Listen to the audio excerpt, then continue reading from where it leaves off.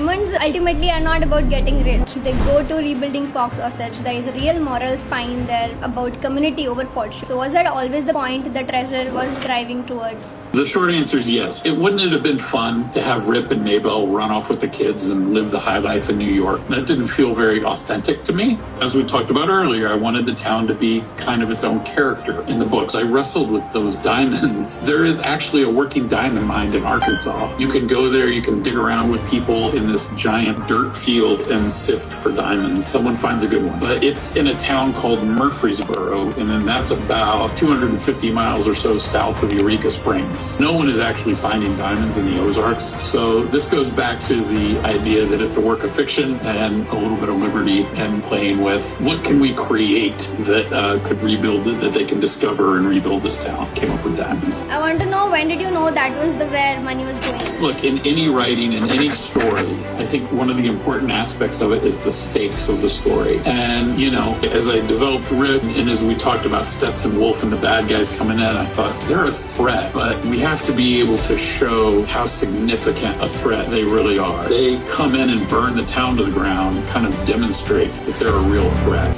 Hello everyone and welcome back to Page of Pandora. Today we are exploring a breathtaking western that is such a psychological thriller as it is as a historical epic. I'm sitting down with Benjamin to discuss his incredibly gripping novel, Rip Crowley in Fox Osage. It is a story of survival, the lingering ghost of the Civil War, and the terrifying length a father will go to protect his family.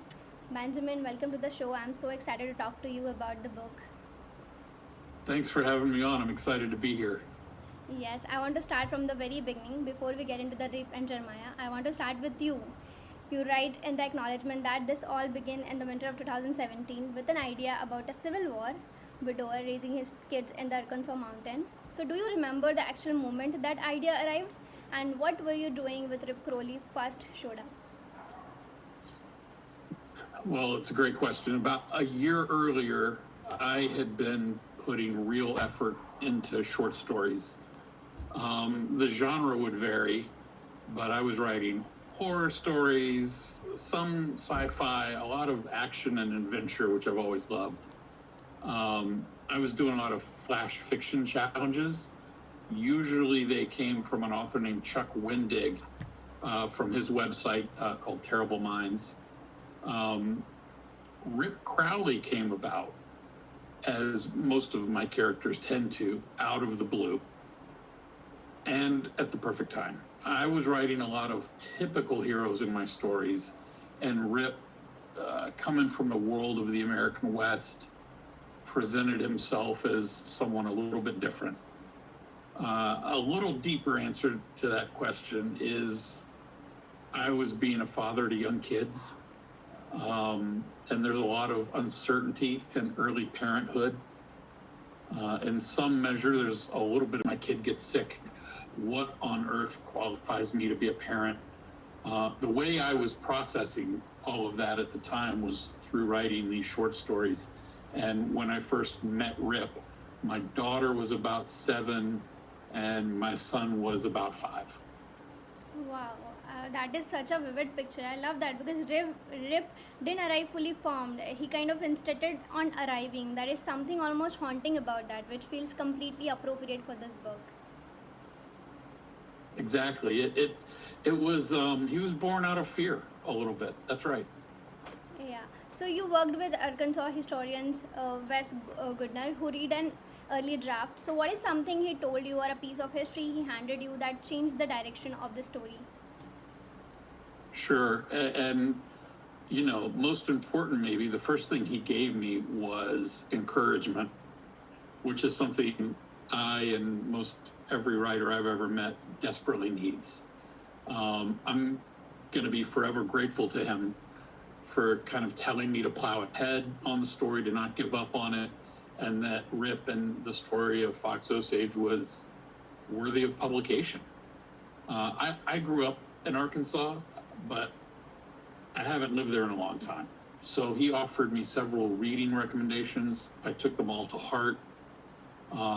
Those recommendations provided context around the time periods, mostly post-Civil War and Northwest Arkansas, which, by the way, is a place of extraordinary beauty if you ever get the chance to go.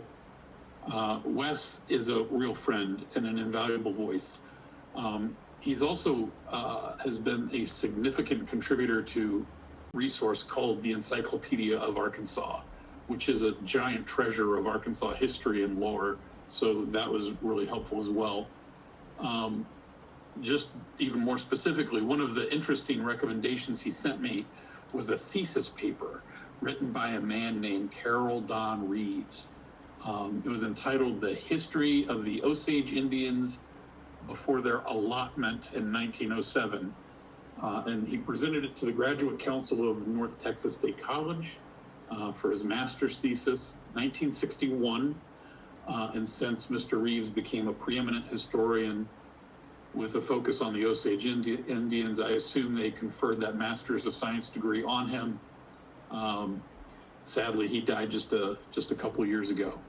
So Wes has been a great resource. Wow, I mean, it's so remarkable how one real detail from someone who actually knows the land can unlock something you couldn't have invented. Exactly, yeah. And I want to know, did that change how you approach your research going forward about this story?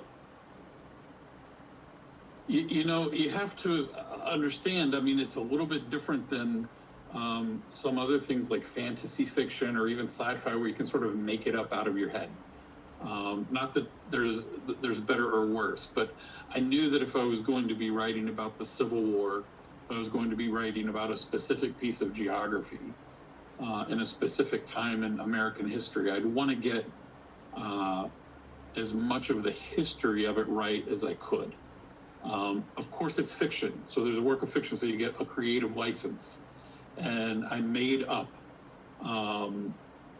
much of what happened to Rip in the Civil War. I based the prison camp where he was sent on a real one, but that was a fictionalized prisoner of war camp.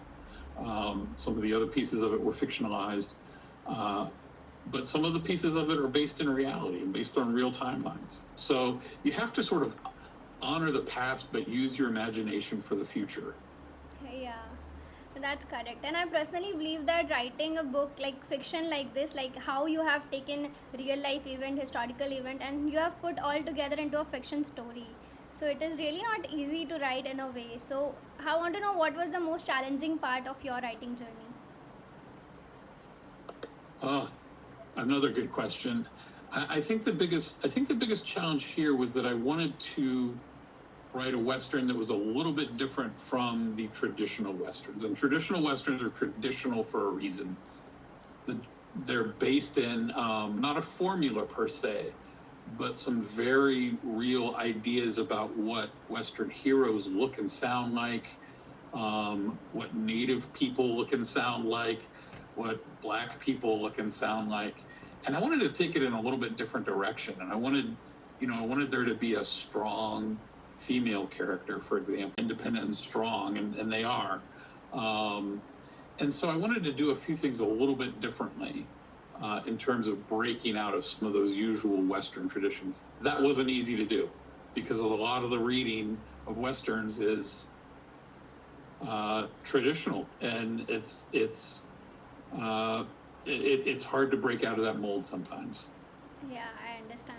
You have written very beautifully. Thank you very much. I really appreciate that. So coming back to the book moves between 1870 and these older timelines. So Winslow Parker dying in the snow in 1815, the diamond mine, the war flashback. So that is a very bold structure. So why did you decide that Rip's present needed all that buried past underneath? Well, it's interesting because as the character of Rip developed and Jeremiah, the town developed too. And as it developed, I realized it was as much about this fictional town, Fox Osage, as it is about Rip or anybody else. It is a fictional town in northwest Arkansas, but there's a real town in the far northwest of Arkansas called general area up there called Eureka Springs. I've always loved it. Not long before Eureka Springs kind of blossomed in the in the early 1880s. It was a wilderness. The early settlers there thought that the springs themselves could cure people of all kinds of ailments, but it's where the Osage Indians hunted and lived on that land in the Ozarks. I also wanted the readers to be engaged in the stakes, not just of Rip and Jeremiah and the people, but engaged in the stakes of the town, to have kind of an emotional connection with the town itself. You know, I wanted them to understand that this was a town worth fighting for, certainly from Rip's point of view, from Maybelle Parker's point of view, and obviously from Jeremiah's point of view. And the only real way to do that was to build it as a sort of character in its own right, with a rich, kind of deep backstory and history. Wow, cool. So there is this line late in the book where Rip finally looks through Jeremiah's notebook in the ruins of the burnt town, and tell him that you ought to be proud of his son. So for a stern father who is withheld so much, that felt like a damn breaking. So was that a scene always the emotional target you were writing towards? Absolutely.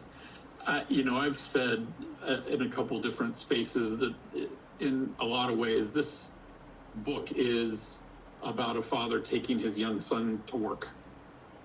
It's also about the ways in which parents kind of come to understand their children in a broader context. As parents, we do a lot to celebrate our similarities with our children.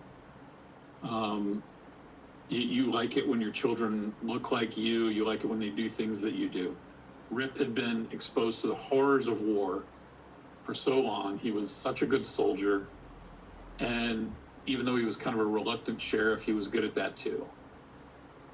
And I don't know that it was ever expressed kind of purposefully, but what he's really showing Jeremiah is how to be a good soldier and how to be a good protector of the things he loves.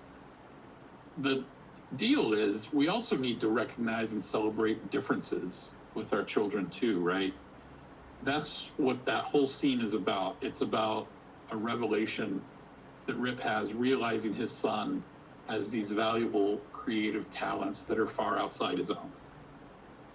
Right, and the beauty of is that Rip is also in that moment giving himself permission to feel something, and it's not just a gift to Jeremiah, it is the first honest thing Rip has said out loud in the maybe years. Yeah, it's, you know, Rip, it's really in a lot of ways Rip kind of realizing that his son is growing up, is young still, but is becoming a man in his own right and has his own way of doing things. Yes.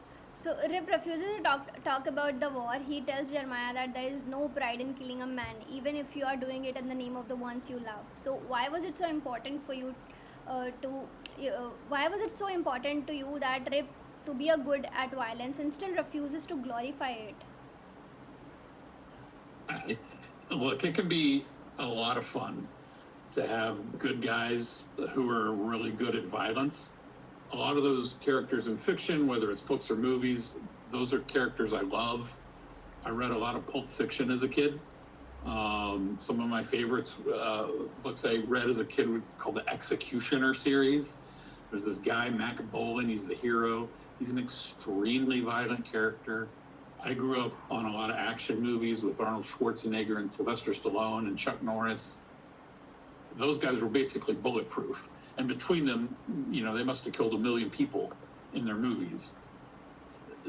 So that being said, Americans sometimes have a tendency to fetishize war, particularly the Civil War.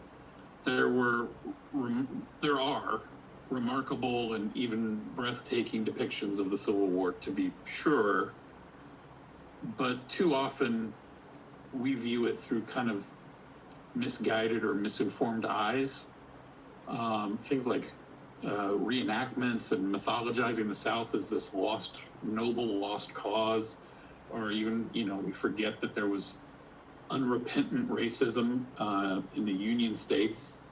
I really wanted to avoid that fetishizing, which I think amounts to oversimplifying the war, at least to a degree. I wanted to present a man in Rip Crowley who clearly went through hell. I wanted it to be obvious that he suffered and that he almost assuredly has some form of PTSD from his suffering. So is Rip a hero in the traditional sense? I think so, but it was also important to show some vulnerability there. I don't think this makes Rip a weaker character. I actually think it makes him a stronger one. Right. So that whole scene was the core of the original flash fiction story I wrote.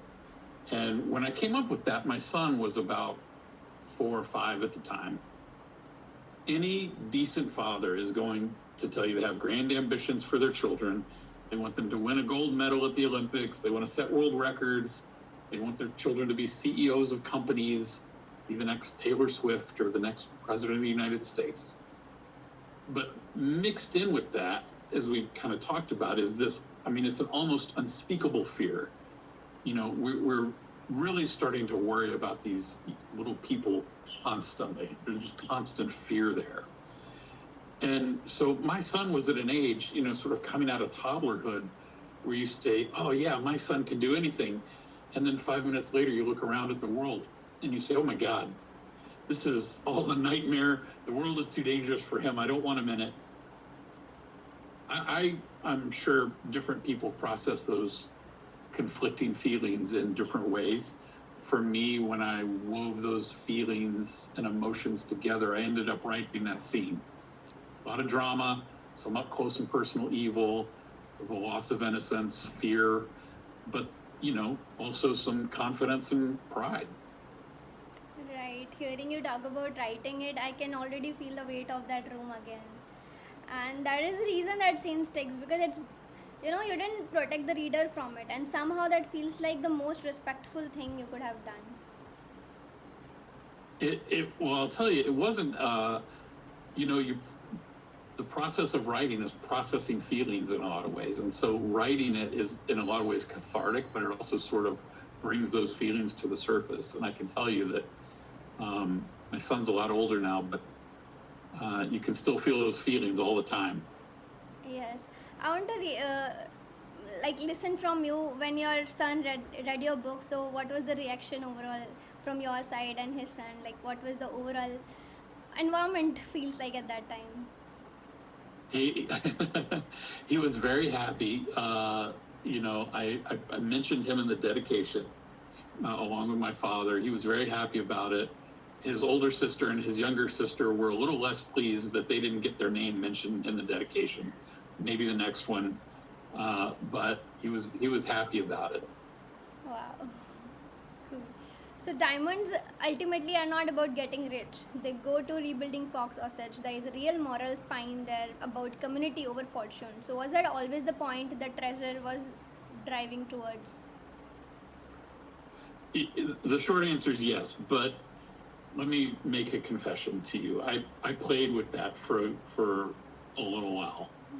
I mean, wouldn't it have been fun to have Rip and Maybelle run off with the kids and live the high life in New York or something?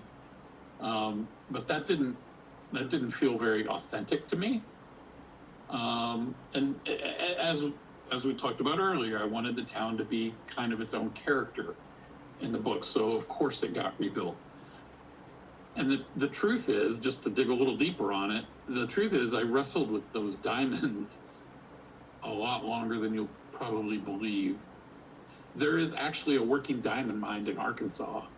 You can go there, you can dig around with people in this giant dirt field and sift for diamonds. And every now and then someone finds a good one. But it's in a town called Murfreesboro, and then that's about 250 miles or so south of Eureka Springs. And to my knowledge, no one is actually finding diamonds in the Ozarks. So this goes back to the idea that it's a work of fiction, and I took a little bit of liberty in playing with, you know, what can we create that could rebuild, that they can discover and rebuild this town. Came up with diamonds. Wow. I want to know, when did you know that was where money was going? You know, because I knew that, so look, in any writing, in any story, I think one of the important aspects of it is the stakes of the story. And, you know, as I developed Rip and as we talked about Stetson Wolfe and the bad guys coming in, I thought they're a threat, but we have to be able to show how significant a threat they really are, and that they come in and burn the town to the ground kind of demonstrates that they're a real threat. I initially I thought kind of the main climax would be the scene with the Colorado kid, but in the big shootout in the woods. But I thought, no, we really got, the stakes have to be even higher. And so they came in and tried to destroy this beautiful place. This town was really, was really setting the stakes fairly high in my mind. Yeah. And then, so what's the redemption arc? It's got to be the diamonds. Yeah, right. So every writer has a relationship with self-doubt. So what does yours sound like, and how do you push through it to keep going? This is such a good question. Such a good question. My self-doubt manifests as a siren song of distraction. I remain easily lured by the empty promise of short-term, momentary dopamine hits. It's so much easier to scroll for a few more minutes on Facebook or Instagram. It's easier than it is to write a couple hundred more words. It's easier to binge a TV show than it is to outline my next story. It's easier to look around at the New York Times recipes than it is to work on dialogue, which I probably need to do. So I always fight that calling, and not always successfully, but just there's a handful of strategies. I try to schedule writing time. I try to put it on my calendar. But I schedule my social media time as well. It's a block of time on my calendar. Most of my writing is at night, after work, after the kids are in bed. I block out about 30 or 45 minutes at the end of the day, try to hit a word count. I'm a very visual guy. I have to give myself visual rewards. And so I'll do green highlighter over word counts when I hit the mark. I'll do orange when I don't. And I usually I enjoy looking at a all green week or an all green sheet. It sounds left field, but I also have come to recognize that if I don't get outside and kind of exist in nature, no headphones, no distractions, and walk around a little bit a few times a week, those siren songs get louder and more alluring. They're just more. I think the best thing any writer can do, and I'm hardly the expert here, but it works for me, is just acknowledge that creative work is an everyday adventure. You have to get comfortable. Those sirens in your head aren't going away.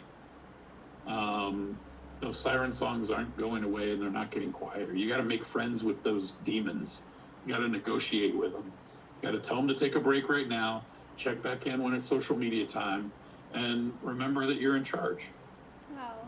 And I agree with the fact that you are a very visualistic person, because I can literally feel the writing of your book. It is very cinematic, visual, and I personally feel that readers have to force themselves to imagine those things. But for your book, it was coming very naturally. I don't have to force myself to imagine what is going on there. It is just coming so naturally in my head. I'm glad. Oh, that's nice. Thank you. Yeah. I like to, I've been told, is actually a criticism, that I need to work more on dialogue, but that, the descriptions of things can sometimes even be toned down, that there's a balance there, and you got to find that balance and fight for it almost every day. Yes. And coming back to the question that I asked, I want to add on that. So do you think that doubt can actually makes the work better? I do. I think it, going back to our talk about stakes, right? I think there's some motivation there.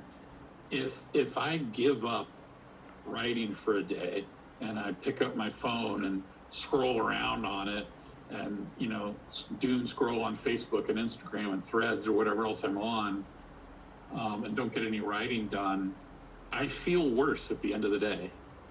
When I sit down and I hit a word count for the day, not only does it feel good because I'm taking another step towards completing a project, but there's a little piece of me that feels like I defeated something.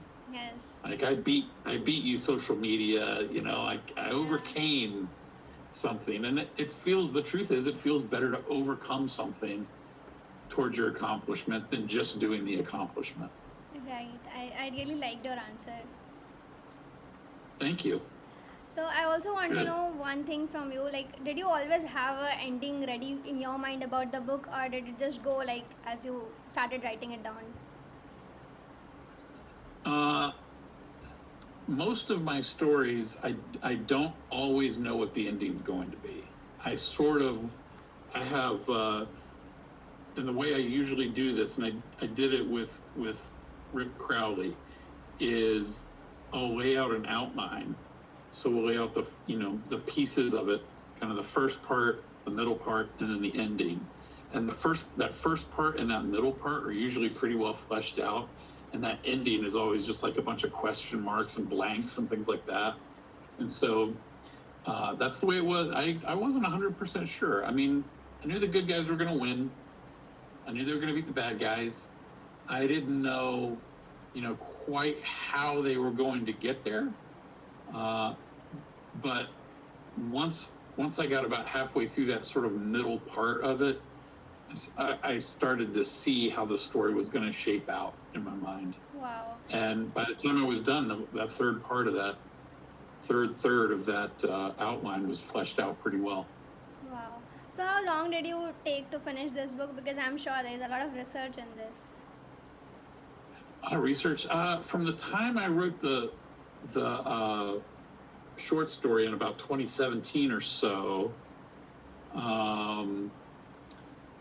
I would say I wrote that short story in 2017. I actually submitted it to a contest in 2020, and it won. It wasn't a big contest. It wasn't Pulitzer Prize or anything. But it was a nice contest, and it won for its prompt. And that really encouraged me. So I would say 20, like almost at 10 years? 5 to 6 years. Okay. 5 to 6 years, yeah. Wow. 5 to 6 years of really 6 or 7 when you count the time I first wrote that. Probably more like 6 or 7 when you talk about when I first kind of introduced Rip Crowley to a blank page. So he's been with me for a little while now. Wow. So, isn't it too hard to carry one story for so long? It's funny because these stories in a lot of ways don't exist in the same temporal flow or the same timeline you and I exist, right? Like, I feel like I wrote this story yesterday. It's very strange. Wow. I wrote something recently, and it took me about 3 months, 80,000 words. It's an action adventure kind of thing. But that 3 months went by like that. May as well have been a week, right? So a lot of the time, these stories, the characters are sort of like people. You don't often think like, I've been friends with so and so for 20 years. They're just your friend. They just exist in your life. Yeah. And that's a lot of the time the way these characters are for me. Rip is just in my life, and he shows up every now and then. It's a little bit scary, but he's there. I got to deal with him. Yes. Cool. So you write that your father took you to work with him as a kid. So how did growing up around your dad shapes the kind of man and the kind of writer you become? Well, it's another good question. My father took me along with him to learn his business, which was the heat and air conditioning business. And I did learn some things about that. And maybe most important, that I was not as proficient with my hands and with tools and with fixing mechanical things as he is. But I did learn a bit about how to work with people and how to treat people and how to interact with people. My father was an honest businessman. So, it's a little bit of a hard lesson for people, and it's not going to make you a billionaire, but honesty is its own kind of reward. He was also a very hard worker, of the tradition of work till you get the job done. And your trade or your craft may not be making machines run, but there is kind of a common principle. You know, if you show up every day, if you do the hard work, and the machine you build is the story you get to tell. Look, the lesson is that most days aren't going to be amazing. They're not all going to be podcasts and book sales, or writing the end. Sometimes it's just me and a blank page on a screen, or it's an idea I wrote on a note card or a sticky note. Sometimes it's my red pen in my hand making very difficult edits that I don't want to make. And that's most days.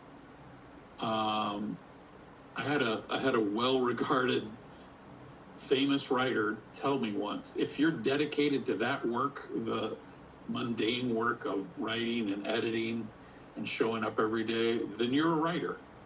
Doesn't matter if you're published or whatever. If you're doing that work to tell a story, then you're a writer. And I just want to be the kind of writer, remain the kind of writer that who just, remembers to show up for the work. Wow. So I want to know one more thing, that whenever an author writes something, so it always have some one person in our mind that I am writing the book for that one particular person. I don't know what the other think about my story, but I want to feel what that one particular person was thinking about my story while reading. So who is that one person in your mind while you were writing the story? Was it your son, your father, or any other person? For sure it was my dad. I mean, for sure I wanted his feedback. A little bit my son, all three of my children, really. And I think that, and I don't know how many people in Arkansas have read it, but it's, in some ways, it's a little bit of a love letter to the people of Arkansas too. I grew up in Arkansas. I wasn't born there. I grew up there, spent my early life there. And so really is kind of a story for the people of Arkansas as well. But the people I wanted to read it, that I really cared about, what they think of it, was really my family. I mean, I think it's a book about family. I think it's a book about broken families that don't always look like we think families do. I mean, Rip is a widower. He's raising two little kids. He's, dating a town school teacher or whatever. I mean, it all looks, doesn't look traditional. So I think it's also for people who live in families like that feel like they have something they've built themselves that they think is worthy of protection. Yeah, correct. So my last question is, you hint that this world has opened up and invited you to keep exploring. So where do you see from your writing life heading from here? So is this the beginning of a much longer journey for you? I sincerely hope so. I really enjoyed telling this story of Fox Osage, of Rip and Jeremiah. I suspect that Rip and Jeremiah may have more stories to tell. I sort of hope they do. One of the things I've enjoyed most as a writer is exploring form and genre, playing around with different kinds of short stories or poetry. I've had a lot of fun over the last several years writing poetry that's been published in journals around the world. Right now I'm editing, it's around 80,000 words of a Florida crime thriller. Pretty excited about it. I wrote a fantasy fiction work that's north of 100,000 words a little more than a year ago. I've got another crime novel I'd love to get published someday. And I have new ideas about another Western that might work. So, all these ideas and things are at different stages and they all kind of percolate and continue. So stay tuned. We'll see. You have been writing since last 30 to 40 years, since you mentioned. So is there any advice that you would like to give to aspiring writers out there? Yes, absolutely, sure. Don't stop. Don't take a break. Don't uh, don't worry about whether it's good or whether it's bad. Just write. Write every day. Write a journal every day. Write a short story every day. Write a poem every day. Don't worry if it's good or bad. Just sit down and write. Schedule the time. Maybe it's early morning. Maybe you wake up early in the morning. Maybe it's on your lunch break. Maybe it's at the end of the day, right before you go to bed. But take a few minutes and write something down. Don't ever stop. And before you know it, you'll be on a podcast talking about your book. But you'll always be a writer if you do that. Yes, thank you so much. It has been a very lovely conversation with you, and you have given such a helpful advice. And lastly, would you like to share anything with the audience about your book? I'm really excited for it. It feels so good to have Rip and Jeremiah out in the world. I hope people go to Amazon and buy it. Just search Amazon for Rip Crowley and Fox Osage. If you've read it, leave a review. I'd be super grateful for it. Thank you, everybody. And thank you for having me on. Yes, I hope we will come back together for another conversation for your upcoming book. It has been a very great time with you. I've got to learn a lot of things from your journey. And to everyone out there who is listening to the podcast, please check out the book Rip Crowley and Fox Osage, and you can also connect with the author on Instagram to stay connected with his creative journey. Thank you so much. Thank you. Have a good day. You too.